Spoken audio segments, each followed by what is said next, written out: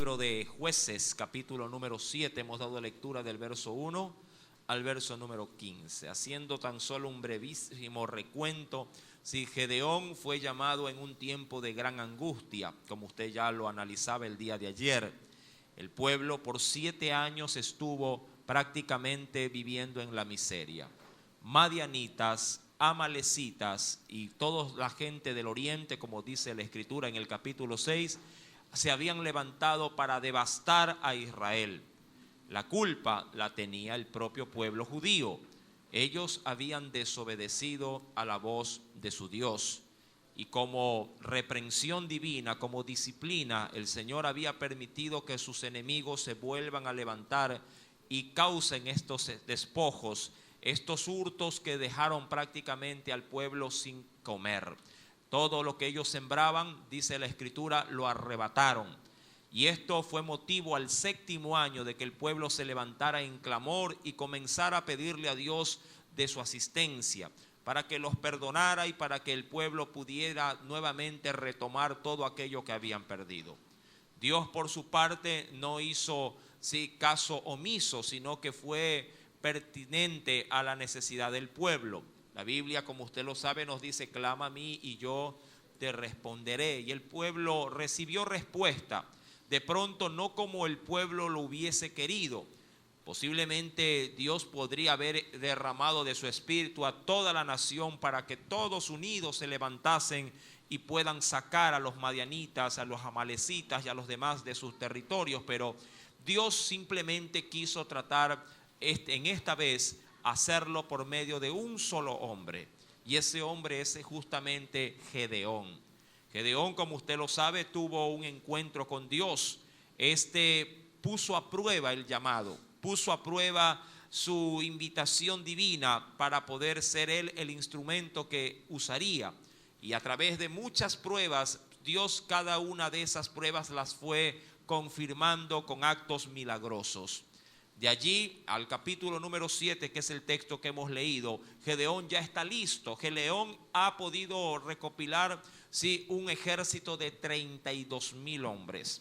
Pero Dios, desafiando la fe de Gedeón, le hace que se separaran de él 22,000 a través del temor y del miedo, en el sentido de que, como lo dice la escritura, les hizo una pregunta. Todos los que tienen temor de poder confrontar a su enemigo pueden retirarse en esta madrugada. Y así fue como se separaron en ese día 22,000 hombres. No era, diríamos, extraño ver que tanta gente desertara del ejército de Gedeón, ya que cuando uno lee, si vuelve por favor a la escritura, en el capítulo número 7, ¿qué nos dice el Señor? Refiriéndose propiamente a la cantidad de enemigos que estaban en ese entonces. Cuando uno va a la escritura, la Biblia nos dice que el ejército hablando de Madián, era como langosta, era parecido como la arena que estaba a la orilla del mar. Mi amado, obviamente eso está en el versículo 12, lo leo: los madianitas y los amalecitas y los hijos del oriente estaban tendidos en el valle como langostas, en multitud. Sus camellos eran innumerables como la arena que estaba a la ribera del mar. Y claro, diríamos que una de las herramientas de guerra de los madianitas, sobre todo por ser un pueblo nómada, no usaban caballos sino camellos, y estos les servían como instrumentos de guerra. Y la altura de un camello sobrepasa enormemente a la altura de un caballo. Y si a esto le añadimos las millares de millares incontables de ejércitos que tenían, mi amado, Gedeón prácticamente había quedado tan solamente con 300 hombres. 300 para una vasta cantidad, para un ejército incontable, era una total locura. Pero Gedeón estaba allí. Gedeón no tenía, mi amado, otra opción sino que creer aquel que le había dicho que habría de vencer. Mas sin embargo, Dios, reconociendo de que si la cabeza tenía dudas, mi amado, le expone a que pueda ser él testigo de un acontecimiento que estaba por encima de cualquier situación lógica. Allí es cuando Dios le dice a Gedeón: si acaso tienes alguna duda, si algo todavía te queda en el corazón de incredulidad, quiero que tu criado, como lo dice la Escritura, fura y vayas y veas qué es lo que está pasando en el campamento. Y allí, mi amado hermano, es cuando él dice en el versículo número 13, que cuando llegó Gedeón al campamento de los madianitas, estaba allí un hombre hablándole a su compañero de un sueño que había tenido. Y eso hablando de un madianita contándole a otro madianita, de pronto el sueño que él había tenido en la noche anterior. Y dice la Escritura: he aquí yo soñé un sueño, veía un pan de cebada, ¿sí? Yo, mi amado hermano, me imagino que de manera creo que instantánea, él dijo: ese pan de cebada, ¿qué cree usted que dijo? Soy yo. Un solo pan de cebada que rodaba hasta el campamento de Madián y llegó a la tienda y la golpeó de tal manera que cayó y la trastornó de arriba hacia abajo, y la tienda cayó. Y su compañero respondió diciéndole: esto no es otra cosa sino la espada de Gedeón, hijo de Joás, varón de Israel. Dios ha entregado en sus manos a los madianitas con todo el campamento. Cuando Gedeón escucha esto, mi amado, de los labios de sus enemigos, entonces, mi amado, Gedeón cobra ánimo, cobra fuerzas. El testimonio de estos dos levantó el espíritu de Gedeón. Tanto así, mi amado, que él de manera casi que inmediata sale para el campamento de sus 300 soldados a levantarlos o a prepararlos para que en esa misma madrugada, en esa misma noche, el pueblo arremeta. 300 arremetan contra una cantidad incontable. Hay algo especial antes de esta acción que no se la puede dejar pasar por alto. La Biblia dice que cuando él escuchó esto, se inclinó y adoró. Cuando vamos de pronto a un estudio un poquito más avanzado, el término adorar viene del término hebreo shahá. Sí, lo repito. El término adorar viene del término hebreo que se lo podría oír bajo el idioma español como shahá. Este término significa postrarse o inclinarse. Mi amado, Gedeón está allí en el campamento madianita adorando, inclinándose a tierra para no quitarle a Dios la gloria que le pertenece. Lo más importante, mi amado hermano, de este tipo de adoración es que él lo hace no después de la victoria, sino antes de empezar la guerra. Eso es, mi amado hermano, poder manifestar fe. Fe sería, diríamos, considerada como tal antes de que Dios te dé el milagro, no después. Es fácil adorar cuando ya te dan el cheque en la mano. Amén. Es fácil adorar cuando el doctor te dice está dado de alta. Es fácil adorar cuando todo ya te ha salido bien. La adoración debe de iniciar antes de que el milagro suceda, porque es una señal, una actitud mi amado hermano, de gratitud, de alabanza, antes de que Dios ponga su mano por la fe. Gedeón da una demostración nata de cómo es un verdadero adorador. Dice la Escritura, si viene conmigo por favor, porque le digo, no se puede dejar pasar por alto esta acción, del verso número 15. Cuando Gedeón oyó el relato del sueño y su interpretación, adoró, dice allí, adoró. Y luego de su acto de adoración, vuelto al campamento de Israel, allí ahora él, lleno de la fe, mi amado, anticipada a la batalla, les dice a su campamento: levantaos, porque Jehová ha entregado el campamento de Madián en vuestras manos. Y allí, mi amado, comenzará la estrategia divina. Dentro de esa estrategia, mi amado, se desprende obviamente el tema de esta mañana. Un cántaro una antorcha y una trompeta. En ese orden, un cántaro, una antorcha y una trompeta.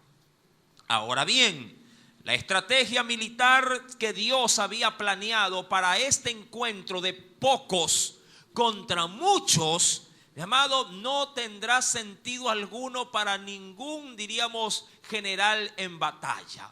Posiblemente cualquiera, e inclusive el mismo Jesús lo anticipaba diciendo: si alguien va a afrontar a un ejército contra otro y ve que son muchos, no va a ir a la guerra, sino que pondrá condiciones de paz. Eso es lo lógico.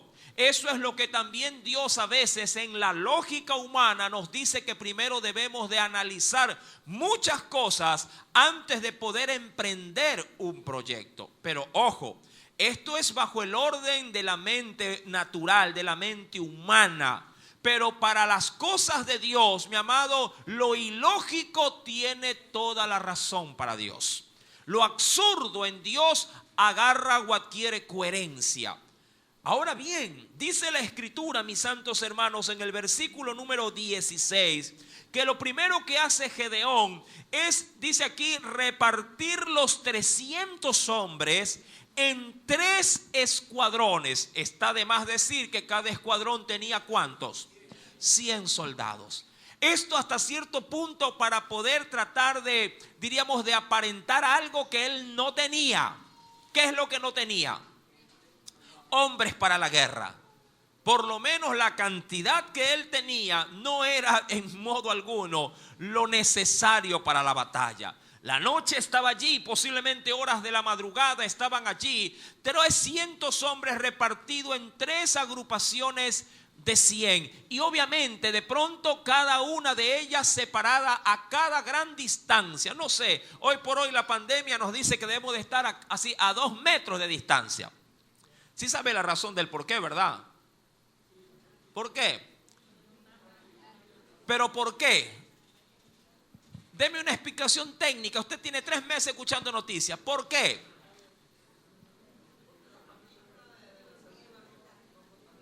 ¿Pero por qué? ¿Por qué?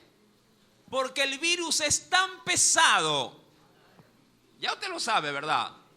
El virus es tan pesado que no puede ir más allá, a través obviamente de la saliva cuando uno habla, no puede ir más allá de 1,5 metros, pero por si acaso dijeron póngale 2.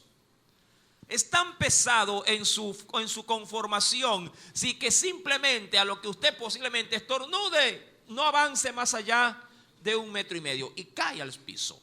Y por eso es que cuando uno ingresa a ciertos lugares le hacen poner esas lavacaritas con detergente, alcohol, todo lo que se podría servir para desinfectar, y allí usted en la planta del zapato, sí, posiblemente le dé muerte al virus. Mi amado, medidas obviamente de seguridad, pero que no tampoco nos eximen de los riesgos. Ahora, digo esto, mi amado, que si estos hombres tratan de tomar ciertas medidas preventivas como para poder dar a aparentar algo que a ellos no tenían. Y lo que no tenían era la cantidad suficiente para afrontar a un ejército de esa naturaleza. Y ellos se distribuyen, mi amado hermano, en 3 grupos, en 3 escuadrones de 100. Y me imagino que de esos 3 escuadrones, cada uno bien separado del otro, ¿sí?, para recibir las instrucciones para la batalla. Luego dice la Escritura en el versículo número 16 que dio a todos ellos los típicos implementos de guerra, ¿o no? Claro que no.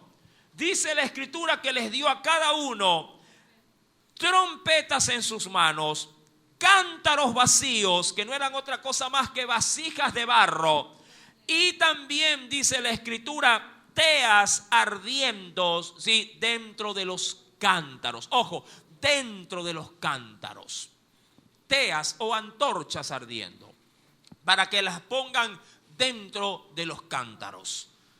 ¿Cuál era la intención, mi amado hermano? Primeramente, si me voy al aspecto espiritual, todos estos implementos, mi amado hermano, no servían para ganar la guerra.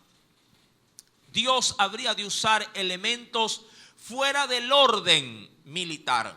Las guerras aparentemente en la actualidad se las gana con cantidad, no solo de soldados, sino también de armamento, ¿verdad? Muchos estiman que a mayor cantidad de armamento y mayor cantidad de ejército, entonces se asegura la victoria. Hoy por hoy las luchas se ganan con tanques, con aviones, con submarinos, con metralletas, con pistolas, con granadas, con todo aquello que sirve para ir a la guerra. Pero ¿quién de ustedes se atrevería a ir a enfrentar a un enemigo con un macetero, con una flauta, por así decirlo, y con una caja de fósforos? ¿Quién podría decir, con esto ven que te tiro un fosforito para que te vayas? ¿Sí? Ven que con un solo soplidito de flauta, ¿sí? te voy a hacer reteñir los oídos. ¿Quién, mi amado hermano, en su sano juicio podría decir que con un macetero se podría vencer a un enemigo? Mi amado hermano, esas eran las condiciones de guerra que Dios había dado a Gedeón. Vas a ir a la guerra con estos tres elementos: con trompetas, con cántaros y con antorchas. Mi amado, ya desde que se habían quedado 300 hombres, ya nada tenía sentido. Prácticamente estos 300 sí están dispuestos a todo lo que Dios les diga. Ya para estas alturas, todo lo ilógico decía, ¿qué más me da? Lo que venga. A estas alturas, mi amado, ya del partido, básicamente, si Dios le decía, váyanse caminando, si no con los pies, sino con las manos, ellos ya estaban dispuestos a hacerlo. Ya no había vuelta atrás. El ejército estaba allí y ellos estaban frente a ese ejército. Dios no les había dado ninguna otra opción. Los tenía prácticamente entre la espada y la pared. Y el nombre de Gedeón ya se oía en el campamento madianita. Recuerda que inicialmente habían 32,000 hombres para la batalla, y eso, mi amado, llegó directamente a los principales de Madián, a los principales de Amalek y a los principales de los hombres orientales. Todos ya estaban listos para la guerra, y esto era vencer o morir. No había otra. Y Dios, que estaba en el asunto, le dice a Gedeón, lleva estos tres elementos.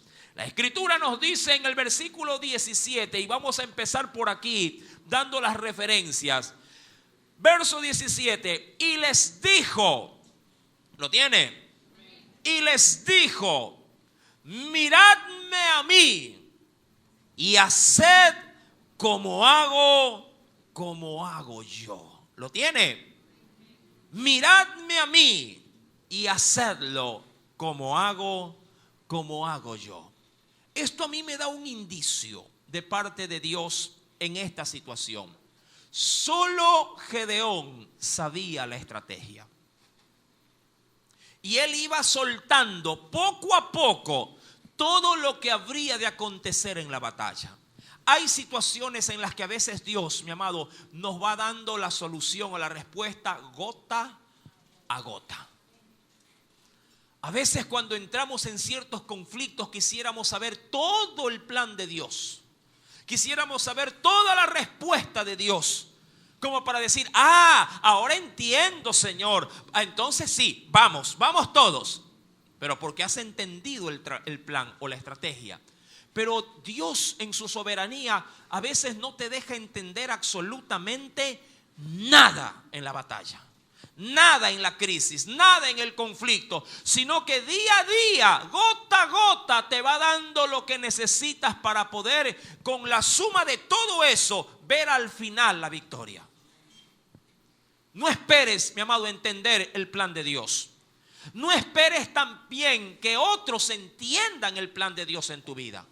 Por eso es que Gedeón se asegura de primer plano darles solamente lo que ellos necesitaban saber previo a la batalla. Llevar un cántaro, llevar una trompeta y llevar, ¿qué cosa? Una antorcha. Yo me imagino a los 300 diciendo, ¿y qué hago con esto? ¿Qué hago con esto? ¿Cuáles son las normas de la batalla? ¿Cuáles son las reglas de la batalla? ¿Qué hago con estos tres elementos? Gedeón simplemente le ha dicho: divídanse en 3 grupos y cojan estos 3 instrumentos. Y el pueblo prácticamente está a expensas, tiene un gran signo de interrogante arriba de sus cabezas que dirán: ¿y ahora? Y Gedeón, sabiendo lo que Dios había puesto en su corazón, les dice: ahora tienen que imitarme a mí. Hagan lo que yo haga, ni algo más ni algo menos. Es decir, que si levanto mi mano derecha, todos levantamos la mano derecha. Si muevo el pie izquierdo, todos mueven el pie izquierdo. ¿Me entiende? Si me aconclillo, todos se aconclillan. Si pego un brinco, todos lo pegan. En casa podría pasar algo semejante. Cuando Dios comienza a tratar con tu vida y te da a ti la primera pauta de qué es lo que se debe de hacer. Muy difícilmente en tu hogar, tu esposo, tu esposa, tus hijos te dirán: papá, ¿y ahora qué hacemos? Y puede ser que tú les digas cosas incoherentes para ellos, porque para ellos posiblemente la fe está muy lejana para ser receptada en el corazón. Pero si hay obediencia a las palabras de Dios, habrá también bendición tras la obediencia. Y tú le podrías decir: mi hijo, esta la vamos a ganar de una manera muy diferente. Aquí vamos a comenzar como hogar a levantar devocionales desde la mañana y a buscar el rostro de Dios cada día. Y tu hijo podría decir: pero eso para mí no tiene lógica, porque la refrigeradora no se llena de esa forma. O la olla no se para de esa forma. Y tú le dirás: esto no es por vista, sino por fe. Él cuestionará las reglas de batalla. Pero tú sabes que el que te ha dicho que te va a sostener, lo hará aún en medio de la crisis. Y allí vemos, mi amado hermano, a través de la escritura, un hombre diciéndole a 300: mírenme a mí y hagan como yo hago. Mi amado, tengo referencias que quiero compartir junto a ustedes. La primera de ellas dice en el libro de Job, capítulo número 23. Libro de Job, capítulo número 23, verso 11.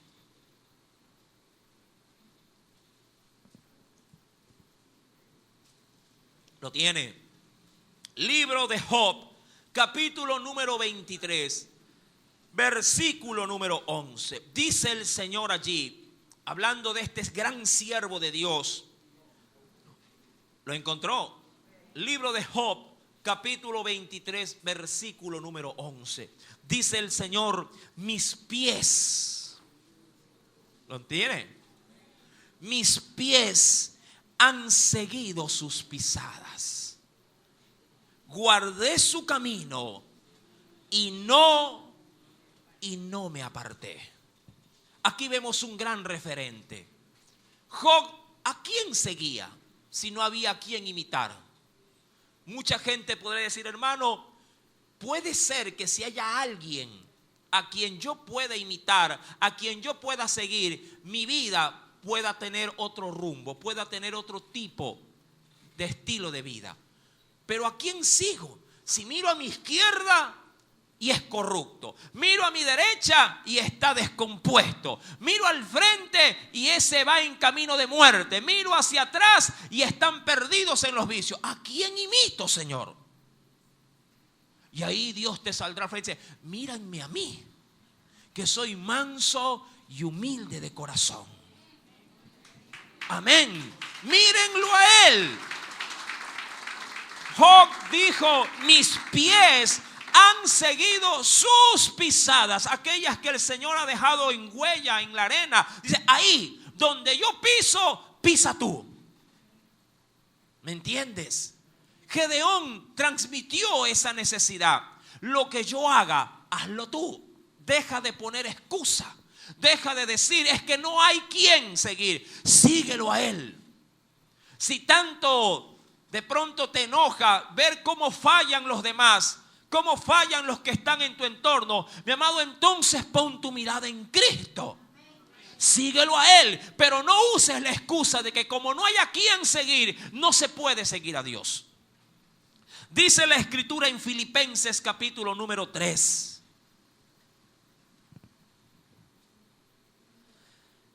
Versículo 17. Carta de Filipenses capítulo número 3, verso 17. Hermanos, ¿lo tiene? Antes como que buscaban más rápido. Se ha perdido la costumbre, creo. Filipenses capítulo 3, verso 17. Hermanos, sed imitadores de mí y mirad, porque quiero creer que si hay gente que hace lo que Dios quiere.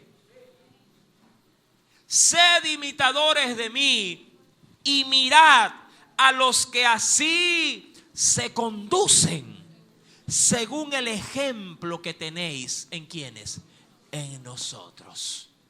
Carta de Primera de Tesalonicenses. Primera de Tesalonicenses, capítulo número 1, verso 6. ¿Lo encontró?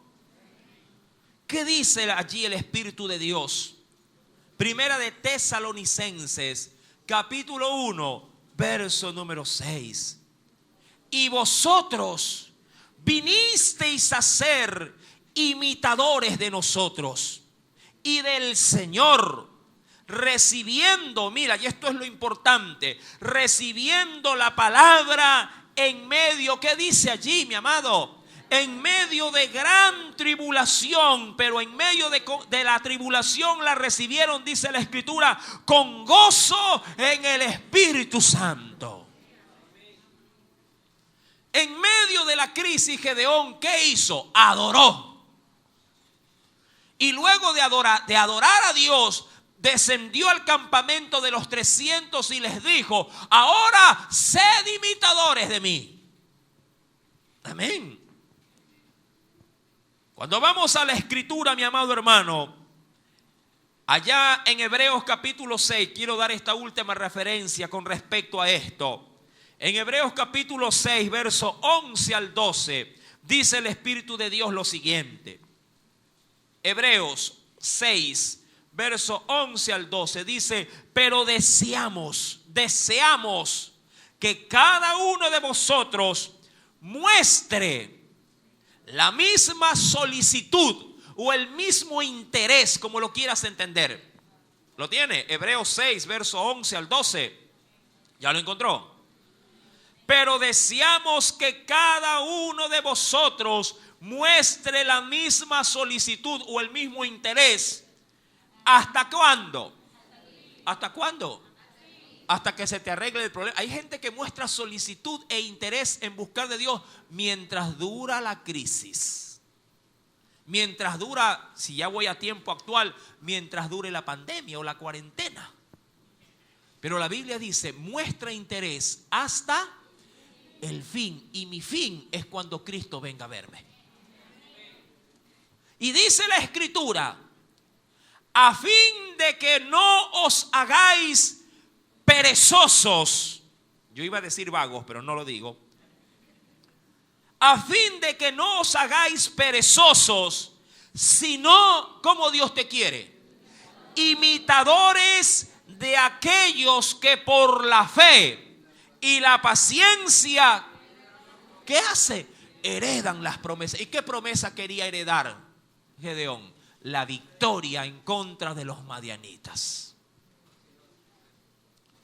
Mi amado, yo no sé qué te motiva a ti en la vida, pero si tu motivación no apasiona tu alma, tu motivación no te va a conducir a la victoria, sino a la derrota. ¿Qué te motiva a vivir? Si tu motivación de vida es tener dólares en el bolsillo, qué pena que me das. Porque un creyente no se motiva por el dinero. Mi amado, la iglesia vive motivada por la esperanza de gloria que está depositada en nuestros corazones. Nuestro único interés es llegar al cielo y estar con nuestro Redentor. Mi amado, el único interés de la iglesia en esta tierra es hacer la voluntad de Dios, ganar almas para su reino, promulgar el evangelio a toda criatura, esperando que un día la iglesia pueda estar para siempre con su Dios. Si esa es tu motivación, cada día tú lo vas a pelear como que si fuese el último. Pero si tu motivación está en tu casa, está en tu negocio, está en tu carro, está en tu dinero, en tu cuenta de banco, si la has depositado como hay muchos, ay, mi motivación de vida son mis hijos. Mañana más tarde, no quiero ser un poquito escandaloso, pero mañana más tarde, tus hijos, mi amado hermano, virarán su espalda y te dirán, chao, me enamoré, adiós.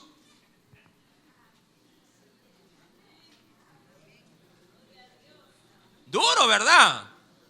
Ay, hermano, es que yo vivo es por mis hijos. Si mis hijos se mueren, me voy yo también. Un mes y al otro mes en la playa se reirán con la compañera. ¿Qué te motiva en la vida? La motivación correcta es también, mi amado hermano, el despertar correcto en tu alma. La iglesia tiene un solo guía, una sola motivación de estar en esta tierra, soportando las aflicciones, y es el amor hacia su Señor, hacia Cristo Jesús. Si eso te motiva, pelearás la batalla o las batallas que Dios quiera que pelees. Ahora bien, en el versículo 17 dice la Escritura, mírenme a mí, hagan como hago yo. Pongan en silencio aquello. He aquí que cuando yo llegue al extremo del campamento, haréis vosotros como yo hago. Verso 17. Amén. Y aquí aparecen en escena los tres instrumentos: la trompeta, el cántaro y la antorcha o las teas ardiendo. Dice la Escritura, verso 18, empecemos. Yo tocaré la trompeta y todos estarán conmigo. Y vosotros tocaréis entonces las trompetas alrededor de todo el campamento. Y diréis, por Jehová y por Gedeón. Ahora, a mí esto me causa un poquito de rareza. ¿En qué sentido?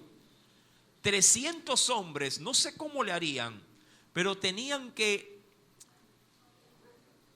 sitiar al ejército que era innumerable.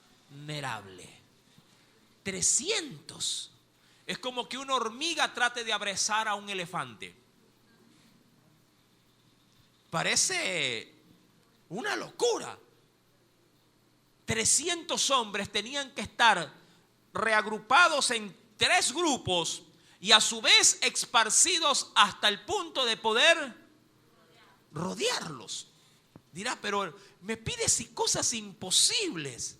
Mi amado, para Dios nada hay imposible. Dios solo quiere disposición para obedecer, aún en nuestra lógica, las incoherencias que Dios nos pueda decir.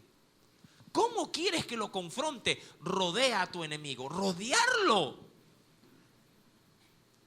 Dice la Escritura, versículo 18, yo voy a tocar la trompeta y todos los que estarán conmigo, vosotros tocaréis entonces las trompetas alrededor de todo el campamento y diréis, por Jehová y por Gedeón.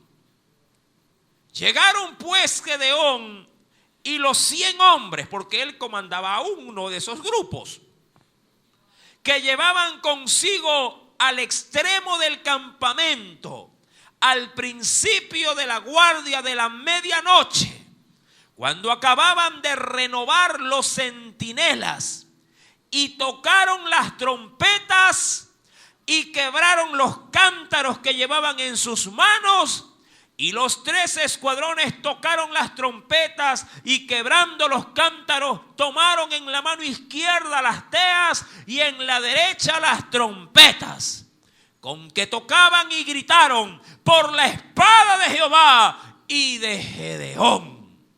Y se estuvieron firmes, cada uno en su puesto en derredor del campamento. Entonces todo el ejército echó a correr, dando gritos y huyendo. Hasta ahí leo.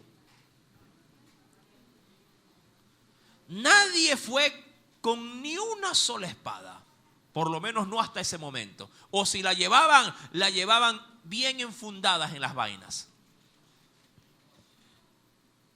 Mi amado, ¿qué representa estos 3 elementos en batalla, en la guerra? Quiero iniciar por la trompeta. Trompeta que era un sinónimo de sonido para la guerra. Cuando yo voy a la Biblia y quiero empezar por el Nuevo Testamento, en la primera carta a los Corintios, capítulo número 14, miremos qué nos dice el Espíritu Santo. Dice la Escritura en el verso número 8, cuando se habla acerca de los dones del Espíritu Santo y sobre todo del hablar en lenguas, pero quiero sacar de ese contexto esto que es muy importante para mí. Primera carta a los Corintios, capítulo 14, verso número 8, dice el texto lo siguiente: y si la trompeta, ya lo tiene,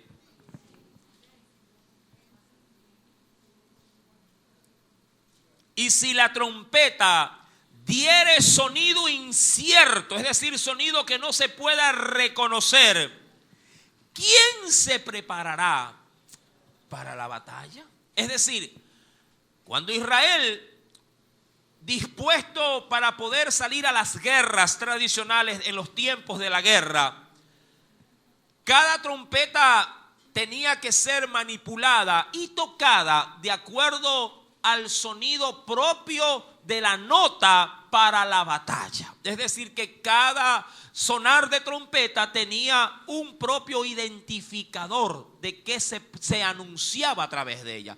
No lo sé, pero usted creo que sí ha visto por televisión o por noticias que cuando fallece alguien, por lo general en ciertos eventos se usa la trompeta, y hay una sonata muy única que anuncia posiblemente el deceso de esa persona.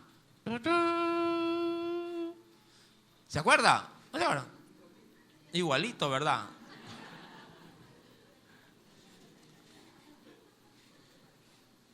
Cada sonido obviamente tiene una forma de transmitir un mensaje. Y Dios ha dicho en su palabra, en esta primera parte de la trompeta, que la trompeta, mi amado hermano, tiene que dar un sonido, ¿verdad que sí? Pero si el sonido es incierto, es decir, si el sonido no se lo puede discernir, no se lo puede entender, o lo que fuera peor, si se toca algo fuera de lo que se debería de escuchar, entonces el pueblo, en vez de alertarse, entra en confusión. Yo entiendo por la Biblia, porque lo vamos a ver más adelante, que cada trompeta es el sonar que tiene nuestra voz en estos labios. Y el pueblo, amado hermano, entenderá o no lo que pueda salir de tu trompeta. Dígale a su boquita para sí: yo tengo mi trompeta. Hay unos que ponen la boca de trompeta cuando se enojan, ¿no? Sacan trompita de donde no hay. Pero cada trompeta, mi amado, es responsable del trompetista. Y el sonido que tú emitas por ella puede causar confusión o puede causar, si ya lo quiero ir al contexto bíblico, bendición. Escucho de muchos en este tiempo de gran crisis que por allí hay muchos sonidos que transmiten sonidos inciertos. Que cuando abren su trompeta, lo único que causan es confusión. En vez de traer por el sonido de sus trompetas bendición sobre todo a la familia, apenas van llegando, si con su trompeta abren la puerta y dice: cierren las ventanas. ¿Dónde está el desinfectante? Están muriendo. ¡Qué desgracia! El sonar de su trompeta. Y todos los que están adentro dirán: ¡ay, de verdad sí! ¡Ah! La trompeta. Bueno fuera que ingresaran y dijeran: por la mano de Jehová, hoy Dios me dio la victoria, y con la bendición que salí, con esa bendición entré a mi hogar, trayendo gloria al reino de los cielos. Por la espada de Jehová es que estamos aquí. Pregunto, ¿cómo está tu trompeta?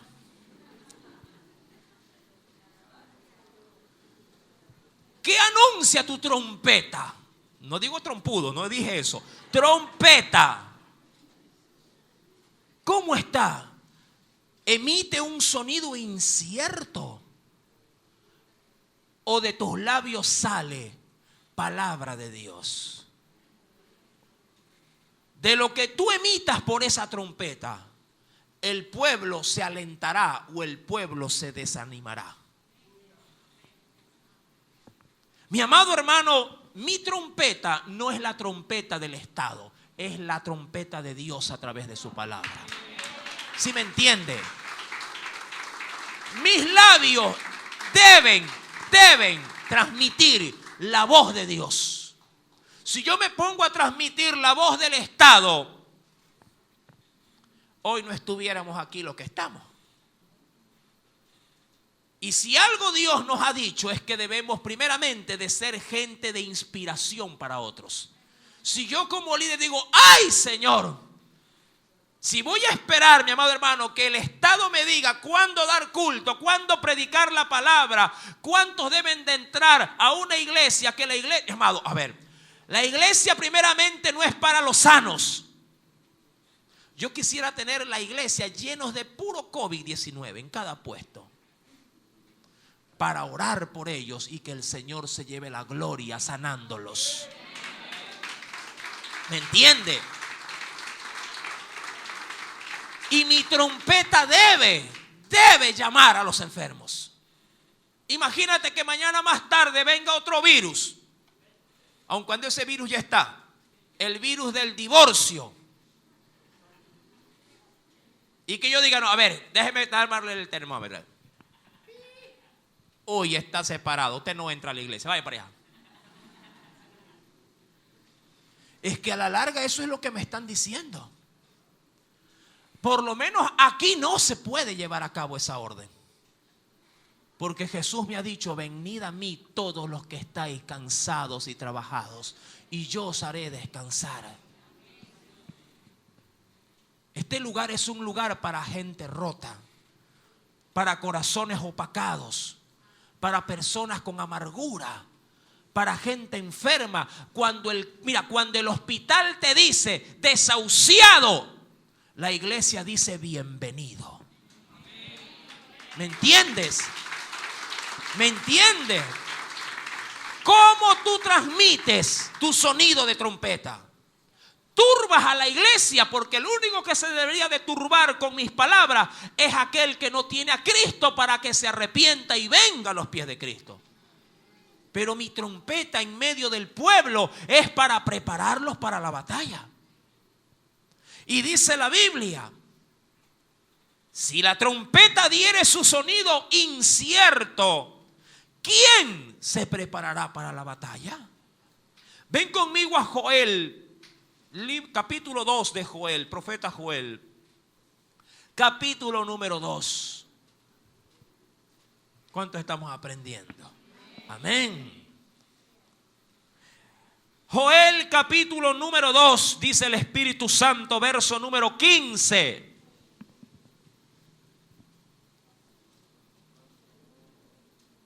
Libro de Joel, capítulo 2, verso número 15. tocad trompeta en Sión, que era la morada del Señor. Tocad trompeta en Sión. Proclamad, por ese sonido de trompeta, ¿qué dice el Señor? Proclamad ayuno y convocad, ¿qué cosa? En pocas palabras, la trompeta de un cristiano siempre anuncia oración y congregación. Y en la congregación obviamente está más que explícito. ¿Qué venimos a hacer aquí? Sino a aprender de la palabra de Dios. ¿Qué anunció en todo este tiempo tu trompeta? ¿Motivó al pueblo a orar?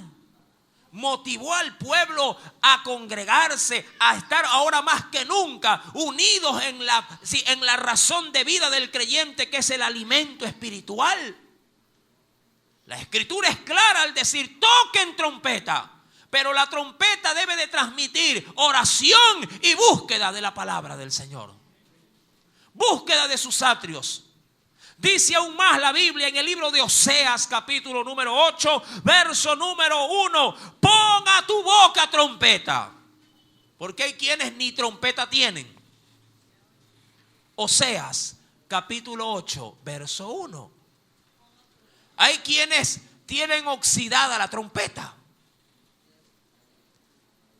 Y Dios te ha dicho, pon a tu boca trompeta.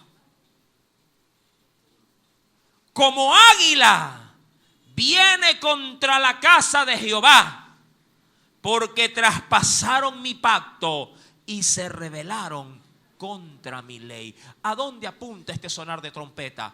A que alertes a los que obviamente no quieren saber nada de Dios, sino que al contrario se han levantado contra su templo, contra su palabra, y ante ello un creyente debe poner trompeta a su boca. Hoy por hoy la iglesia está sin trompeta. Todo lo que el mundo le dice que hace, ellos hacen. Yo les he dicho muchas veces a través de la Biblia, el yugo de ellos no puede ser mi yugo. Mi yugo tiene que estar sobre ellos. El Estado no puede decirme cuándo o no cuándo yo tengo que buscar de Dios. Decía hoy alguien, hermano, mi esposa vino tarde. Y digo, ¿y qué quiere que yo haga? Si Dios nos quiso tener hasta esta hora.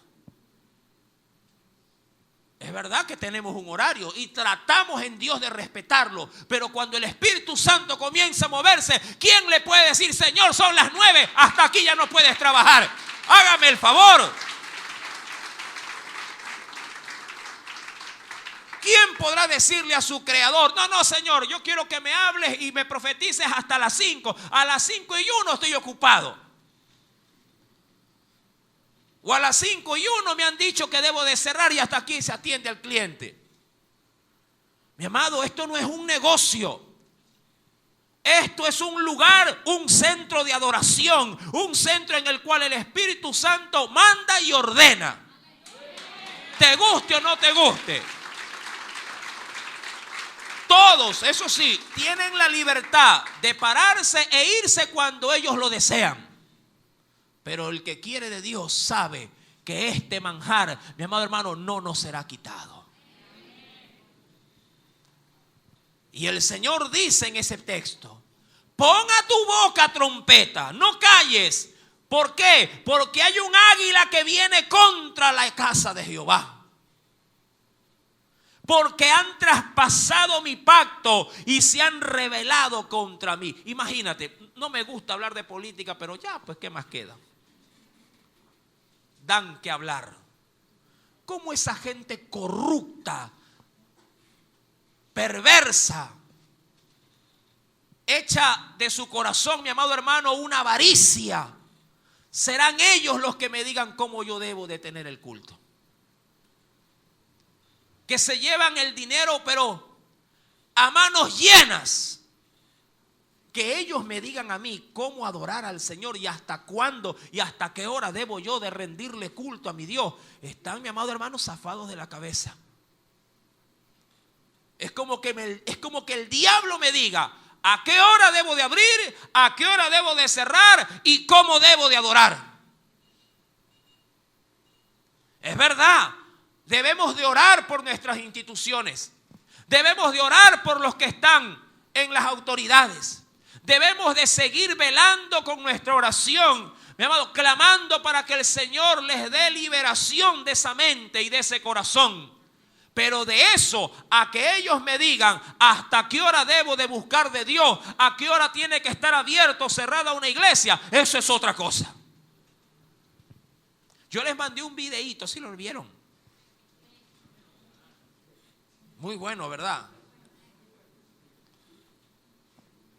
Mi amado, es que esta crisis no es solo aquí, es en el mundo entero. Mi amado hermano, el que a ley, para el César todo lo que es del César, pero para mi Dios todo lo que es de Dios. Y esto es de Dios. Venir a buscarlo, venir a adorar, venir a depositar mis cargas, mi amado, sobre Él, es de Dios. Que un enfermo venga a una iglesia, eso es de Dios. Pero que alguien me diga que una iglesia rechace a los enfermos, eso es del diablo, amado hermano. Jamás pondré un termómetro en la iglesia. Y si lo pusiera, dijera, usted tiene 40, venga, entre.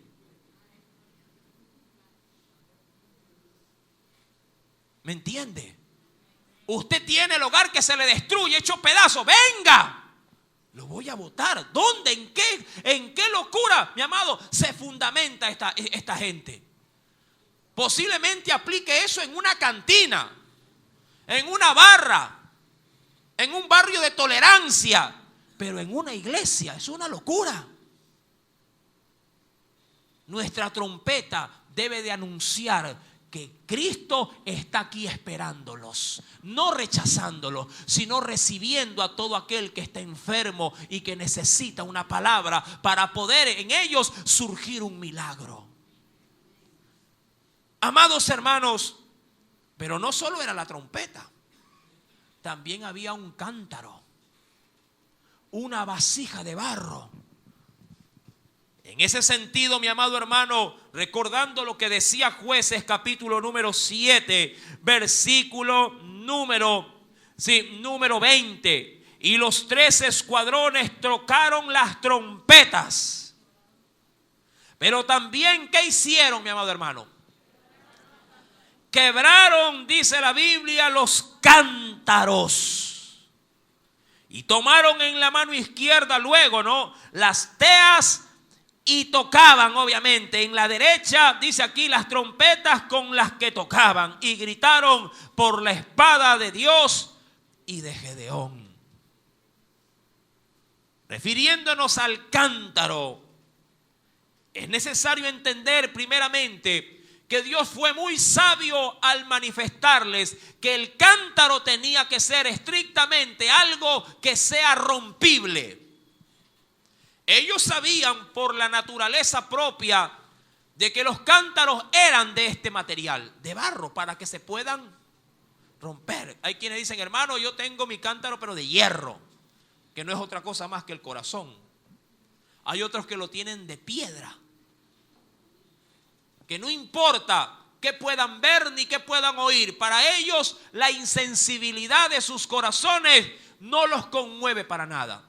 Hay quienes, aún siendo creyentes, son tan duros que para ellos les da igual si el gobierno cierra o no cierra la iglesia, porque están tan acostumbrados a vivir una vida cristiana dentro del confort de su mueble, de su cama o de su casa, que para ellos venir o no venir les da lo mismo. Pero hay quienes en Dios estiman que es necesario ser tan sensible y que si Dios en cada culto rompe mi cántaro, Él me lo va a volver a formar mucho más fuerte con el poder de su Espíritu. En el libro de Lamentaciones, en el capítulo número 4, libro de Lamentaciones, capítulo número 4, nos dice el Espíritu Santo allí: los hijos de Sión, hablando de los hijos de mi pueblo, ¿Lo tiene ya? Lamentaciones, capítulo 4. Leo el verso número 2. ¿Lo encontró? Los hijos de Sión, preciados o estimados más que el oro puro, como son tenidos por vasijas de barro, obras de mano ¿de quién? Del alfarero. O sea, somos tan valiosos como el oro, pero somos tan frágiles como el barro. ¿Por qué? Porque Dios quiere que haya en Dios firmeza, pero también haya de alguna forma blandura en tu corazón. Dios estima, mi amado hermano, tu alma de una manera tan grande y que te la compara como algo tan rígido y tan valioso al mismo tiempo, pero también quieres que seas tan sensible, tan dócil, tan humilde que puedas en algún momento, si Dios te toca, quebrantarte y tenderte en el suelo y llorar por doquier. Hay quienes, mi amado hermano, créanmelo, y no lo hago con el ánimo de ofender, pero hay quienes son tan insensibles al toque de Dios, a lo espiritual, que ni una media lágrima derraman, nunca en su vida, porque han asociado que lágrima es sinónimo de debilidad. Llorar es sinónimo de cobardía. Puede ser que en el mundo se dé ese tipo de conceptos, pero en la presencia de Dios, llorar a cántaros, amado hermano, es sinónimo de grandeza. Porque todo aquel que se humilla, dice el Señor, será ensalzado, será levantado, amado hermano. Así lo estima la palabra. En la segunda carta a los Corintios, segunda carta a los Corintios, capítulo número 4, verso número 7, dice el Espíritu Santo lo siguiente. ¿Lo encontró? Segunda carta a los Corintios, capítulo número 4, verso número 7.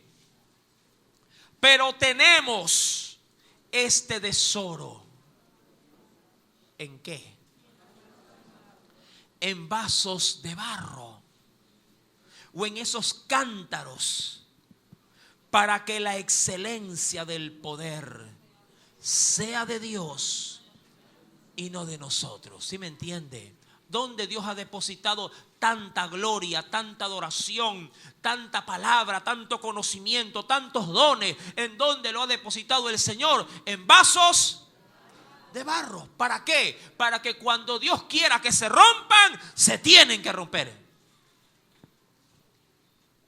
Es que si Dios, mi amado hermano, dice rompe el vaso, ay Señor, pero este vaso me costó formar, me costó que me pongas en ese, quiero que lo rompas. Eso te permite hasta cierto punto poder ser usado hasta el punto o la medida en que Dios quiere usarte. Y si luego te dice quiero que pases de esto a esto, tu vaso se rompa aquí y Dios te comienza a formar acá. Hay quienes dicen, no, pues Señor, yo ya estoy sirviendo aquí y el vaso está solo para recibir como estos recipientes. ¿Qué puedo poner ahí? En este vasito. No es de barro, pero vamos a suponer que lo sea. ¿Qué tengo aquí arriba? Algo ornamental, plantita. Y Dios dice, a ver, perfecto. Deja la planta ahí. Ahora coge esa vasija y ponla en el baño, porque ahora le voy a poner papel higiénico. Disculpa, ¿cómo, Señor? A ver, háblame claro. Creo que hay que pedir confirmación. Y voy acá. A ver, Señor, ¿cómo es la cosa? Mire, yo estoy aquí, aquí la gente me aprecia, aquí la gente me da aplausos. Y dice, sí, es verdad, pero ahora rompe el cántaro, deja la macetita allí y ahora métete al baño. Es necesario romper. Es necesario cambiar de oficio, porque tú harás lo que yo te diga, no lo que tú quieres. Amén. Solo si el vaso es frágil, se romperá. Solo si la vasija, mi amado, se sujeta al alfarero, se quebrará. Y si Dios te levanta, no sé, es como que decirle al pastor, pastor, hasta aquí Dios le ha dicho que va a ser pastor. Y ahora va a volver a ser un miembro de iglesia. Disculpa, ¿cómo? A ver. Eso es del diablo. Pero si el vaso es frágil y Dios le dice, deja el pastorado y ahora sírveme en otra área, el vaso tiene que romperse para que Dios lo comience a hacer de nuevo. ¿Sí me entiende? Es duro, mi amado, pasar de un estado a otro sin que el vaso no se quiebre primero. Es duro poder decir, hermano, a mí me gusta ser un vaso pero de honra. Pero ¿cómo es posible, hermano, que usted me dice que yo quiero servir y me va a mandar a lavar afuera las sillas de la iglesia? Hable serio, pues, pastor. Este vaso es para otras cosas. Ese vaso está duro. Está de hierro. Y Dios con vasos de hierro no trabaja. Porque si a Él se le antoja quebrar el vaso de hierro, obviamente no se va a romper. ¿Qué dice la Biblia? En el capítulo número 18 del libro de Jeremías.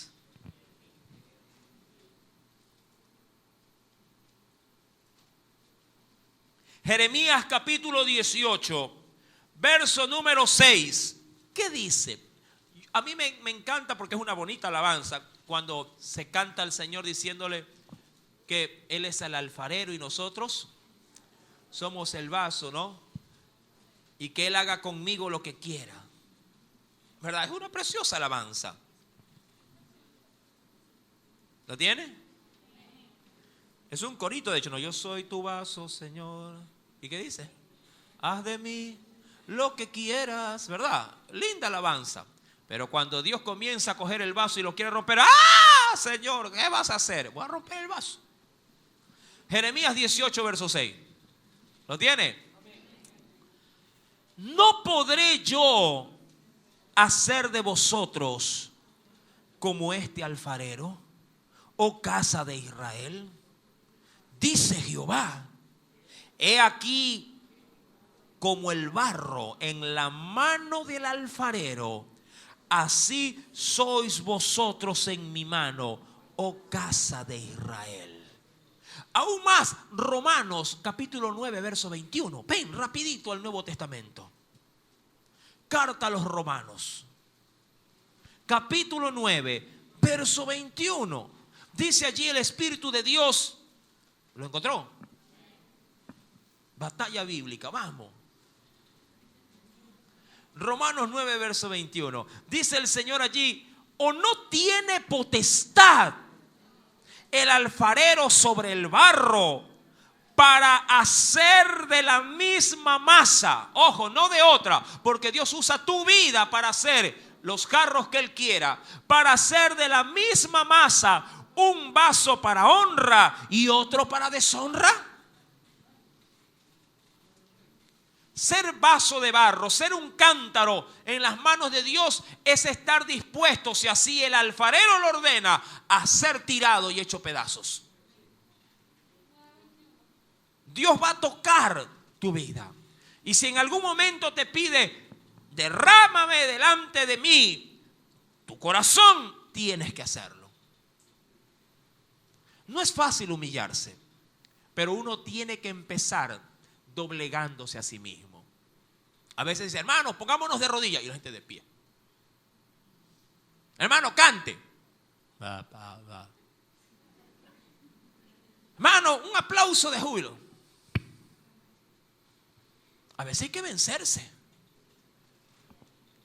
¿Cuántos de ustedes no hacen lo mismo con sus hijos? Los obligan a obedecerles. Coge la escoba. ¿Qué? Que no quiero, que ya lo hice ayer. Coge la escoba. Ya. Barre. Que solamente yo ando. Barre. Ya. Y habla.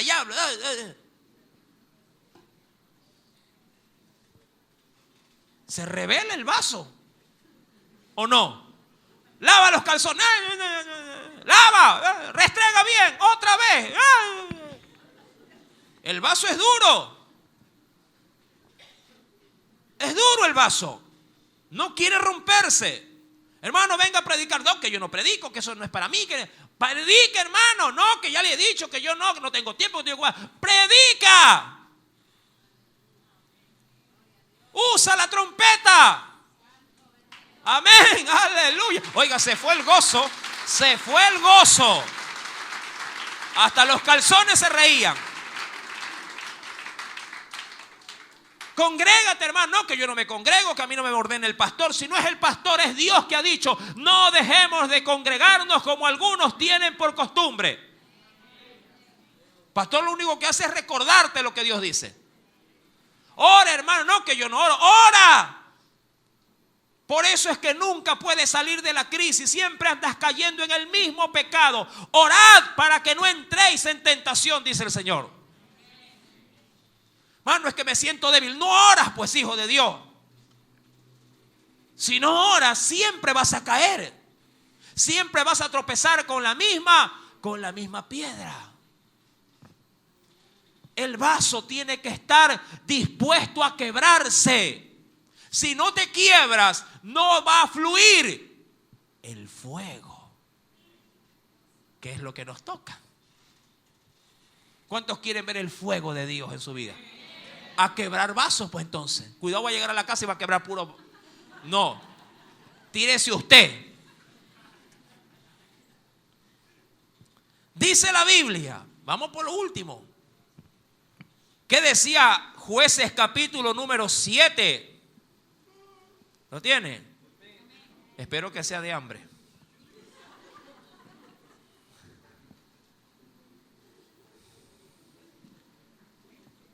Oiga, el pastor no deja pasar ni una. ¿Para qué hacen para aquí en público? Se friegan. Dice la Escritura, capítulo 7 de Jueces estamos, ¿verdad? Versículo número 20. Y los 13 escuadrones tocaron las trompetas, quebrando los cántaros, tomaron en la mano izquierda las teas o las antorchas, y dice aquí, y en la derecha la trompeta, con que tocaban y gritaron por la espada de Jehová y de Gedeón. Verso 21, avanzo. Y se estuvieron firmes, cada uno en su puesto en derredor del campamento. Entonces todo el ejército echó a correr, dando gritos y huyendo. Ese último ingrediente, mi amado, es el fuego, las teas ardiendo. ¿Qué tenía? ¿Dónde estaba la tea? ¿Dónde estaba? De primera mano, ¿dónde estaba? ¿A dónde estaba? Estaban metidas primero dentro del cántaro, porque ellos tenían que llegar a sus puestos de batalla para cercar a todo el ejército, escondiendo la tea, para que no pudieran ser de alguna forma vistos por el enemigo. Y la tea tenía que estar metida dentro del depósito. Así como, bueno, aquí hay ciertas luces que por ahí medio se ven. Cuando se apagan las luces se ven, pero están dentro. Y su llama está siendo de alguna forma, sí, consumida en el interior. Pero la Biblia dice que de la abundancia que hay acá adentro, va a abrir la boca, la trompeta va a sonar. Y el fuego que llevas por dentro en algún momento va a salir. Porque, amado hermano, la luz no se la puede esconder. Jesús lo dijo: nadie prende un candelero y la pone debajo de una cama, debajo de una taza o de una vasija, sino que la pone encima de la casa para que todos los que entren vean la luz. Y dice la Biblia, ¿y sabes qué luz es la que, sabes qué fuego es el que debe de estar en ti? Mira, hay algo precioso en el libro de Jeremías capítulo 23.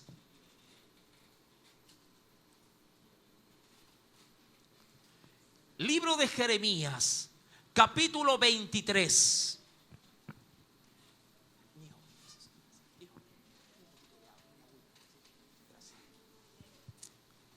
¿Lo tiene? verso número 29. Libro de Jeremías, capítulo 23, verso número 29. Gracias.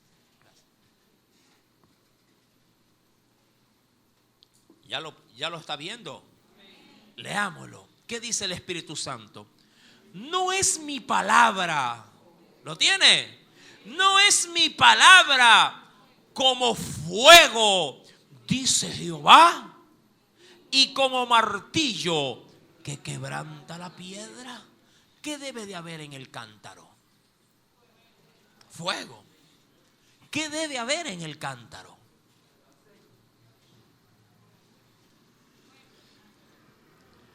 ¿Qué debe de haber en el cántaro? Ya les voy a meter un fósforo adentro. ¿Qué debe de haber en el cántaro?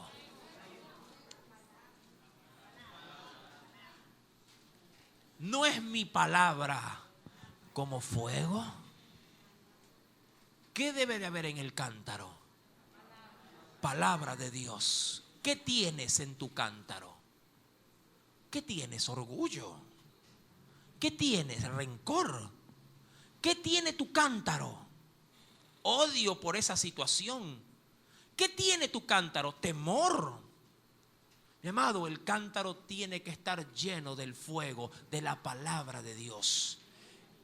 El Espíritu Santo, amado hermano, viene a través de la palabra. La palabra de Dios es espíritu y el espíritu es palabra al mismo tiempo.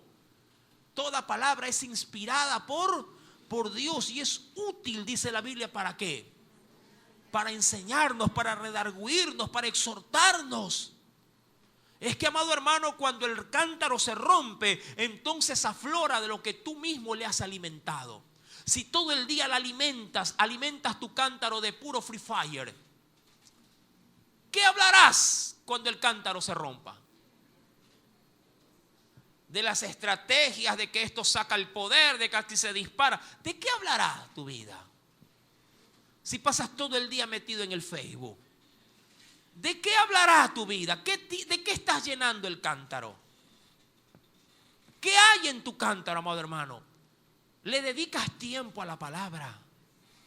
¿Le dedicas tiempo, amado hermano, a un estudio realmente que vale la pena poder esforzarse y decir, hermano, hoy Dios me habló a través de este devocional, de esta lectura, de ese tiempo de enseñanza? Dice la Escritura, no es mi palabra como fuego, dice Jehová, y como martillo que quebranta la piedra. Dice el Señor, mi amado hermano, en la segunda carta de Timoteo, Nuevo Testamento, capítulo 1, verso número 6. ¿De qué está lleno tu cántaro? De puro amor. ¿De qué está lleno? Dice segunda carta de Timoteo, capítulo 1, verso número 6. Por lo cual, dice ahí el apóstol Pablo escribiéndole a Timoteo y el Espíritu Santo hablándole a la iglesia. Por lo cual te aconsejo, dice allí. ¿Qué dice? Que avives el fuego del don de Dios que está en ti por la imposición de mis manos. ¿Y sabes qué es eso, amado hermano? Los dones que te ha dado el Espíritu Santo. El fuego de primera mano es la palabra en tu vida.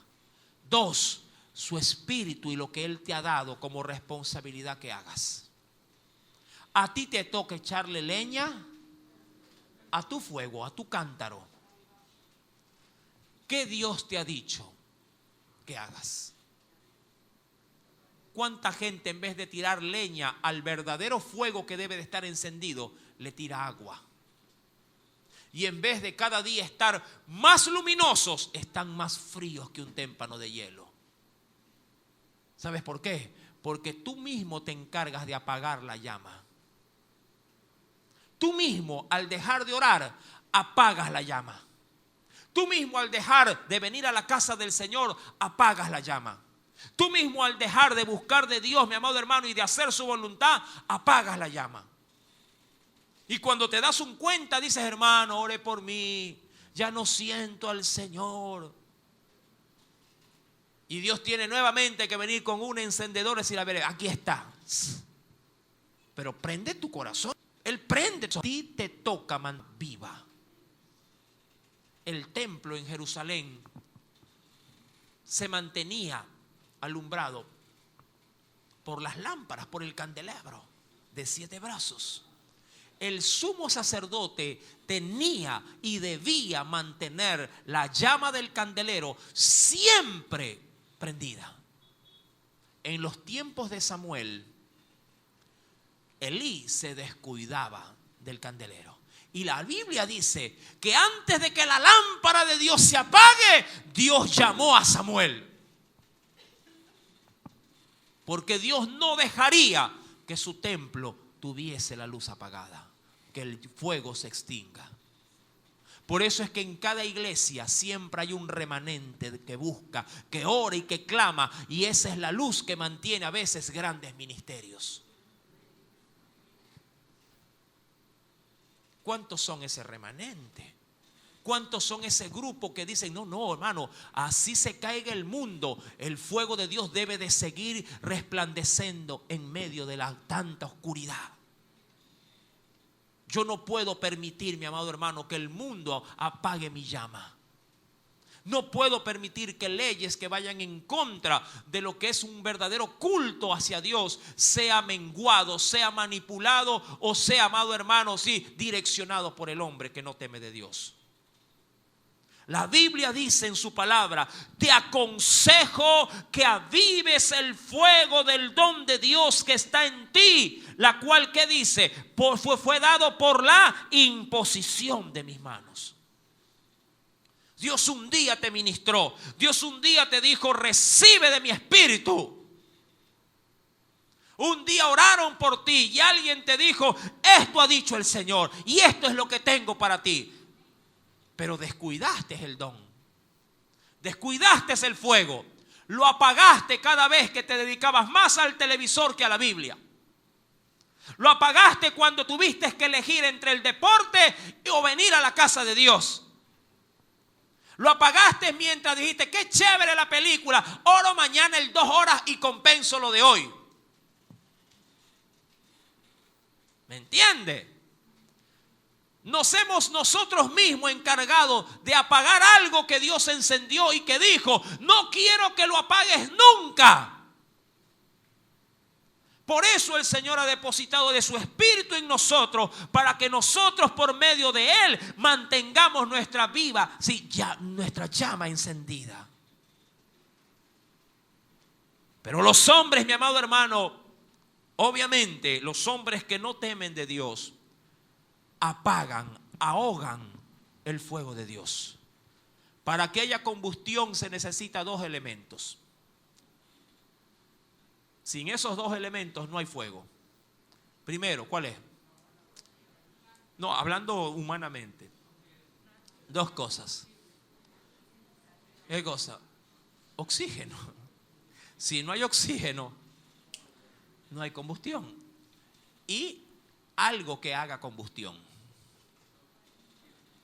Porque si usted le quiere poner fuego al metal, sí, se fundirá, pero a altas temperaturas, pero no es que se encenderá. Pero si le pongo este heno que está aquí, esto se va a encender inmediatamente. Y Dios necesita 2 cosas de ti para que haya fuego. 2 cosas. Y por allí muchos dirán, ¿qué, hermano? ¿Qué? Tu alma y tu cuerpo. Si no, no hay combustión. Porque el espíritu ya lo tienes. Dios te lo dio y Él no te lo va a quitar. Porque Dios no es como tú eres. Dios no es como tú eres. Dios lo que da no te lo quita. Él ya depositó. Por eso es que a veces te golpea la palabra y dices, ay Señor, pero te vas con el sentir de culpabilidad. Ay Señor, ¿verdad que soy el diablo? Ay Padre, perdóname. Dios te dejó su espíritu, ya está ahí. Pero Dios necesita 2 cosas para hacer combustión: tu vida, tu cuerpo y tu alma. tienes que quebrar tu cuerpo. Algunos están muy robustos por la pandemia. Ay, hermano, digo, ¿usted cree que un ayuno me servirá? Puede ser, hermano, puede ser. Rompe, amado hermano, la Biblia dice que el verdadero ayuno rompe las ligaduras, rompe las ataduras. La búsqueda de Dios en oración, mi amado hermano, va a quebrantar. Más allá de que te hace falta por salud, también te va a hacer falta para poder iniciar y despegar. De una o de otra forma, mi amado hermano, si tú quieres avivar la llama, vas a tener que buscarlo en espíritu y en verdad. Y eso es sometimiento del cuerpo y el apego de nuestra alma a las cosas espirituales. La Biblia no en vano dice que el alma que pecare, esa también morirá. Pero el alma que también que buscare va a alcanzar misericordia, mi amado hermano. Y ese cuerpo no va a ser lo que tu alma quiere. Porque si tu alma quiere de Dios, tu cuerpo buscará de Dios. Mi amado, cuando vamos al pasaje de Jueces capítulo 7, versículo número 22, dice la Biblia: y los 300 tocaban las trompetas. Y Jehová puso la espada. Ay, qué lindo. En una guerra había que llevar arma. Lo que ellos no sabían, que el que iba a llevar el arma no eran los 300 ni Gedeón. ¿Quién había llevado el arma? Era Jehová. Él había llevado la espada. Amén. Y yo te pregunto, si él va adelante con la espada, mi amado, así vengan 1000 Goliat, a los 1000 les corta la cabeza. Y dice la Biblia: y Jehová puso la espada de cada uno en contra de su compañero en todo el campamento. Y el ejército huyó hasta Bexira y en dirección de Serera y hasta la frontera de Abel Meola en Tabat. Y juntándose los hijos de Israel, es decir, los que se quedaron fuera del plan de ¿qué? De los 300. ¿Se acuerda? ¿Cuántos habían fuera en total? ¿Cuántos habían? A ver, saque cuenta. Vamos a ver si estamos bien con las matemáticas. Habían 32,000 y ahora solo quedaron 300. ¿Cuántos se quedaron fuera de la guerra? 31,700.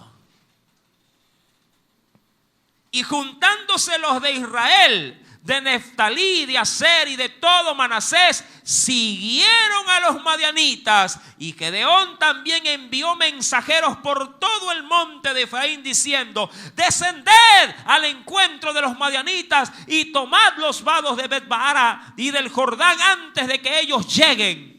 Y juntos todos los hombres de Efraín tomaron los vados de Bet-Baara y del Jordán y tomaron a 2 príncipes de los madianitas, Ored y Seb. Y mataron a Ored en la peña de Ored y a Seb lo mataron en el lagar de Seb. Y después que siguieron los madianitas, trajeron las cabezas de Ored y Seb a Gedeón al otro lado del Jordán. Y hasta ahí llegó la tortura. Mi amado, esto es de Dios. Solo Dios se llevó toda la gloria. ¿Con cuántos? Y usando de los 300 a uno solo. ¿Tú no crees que no podría usarte a ti para levantar a 300? Para levantar, seamos más cerraditos. ¿Cuántos viven en tu casa? 3, 4, 5, 12, 10, no sé. ¿Cuántos? Tú sabes. ¿Tú no crees que Dios no te pueda usar a ti para levantar a los de tu casa?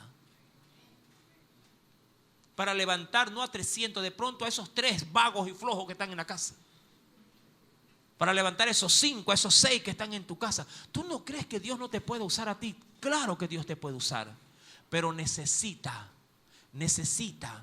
el cántaro, la trompeta y el fuego. Eso sí, no te vas a escapar. Pon, mi amado hermano, estos 3 elementos en tu vida y te aseguro que Dios te dará la victoria y te traerá en bandeja de plata, mi amado, la gloria que Dios quisiera derramar sobre ella. Amén. Aleluya. Aleluya. Dios lo puede hacer.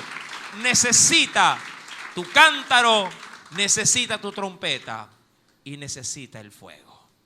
Oremos al Espíritu Santo. Padre celestial, grande y maravillosas son tus obras. ¿Quién no te temerá, oh Jehová?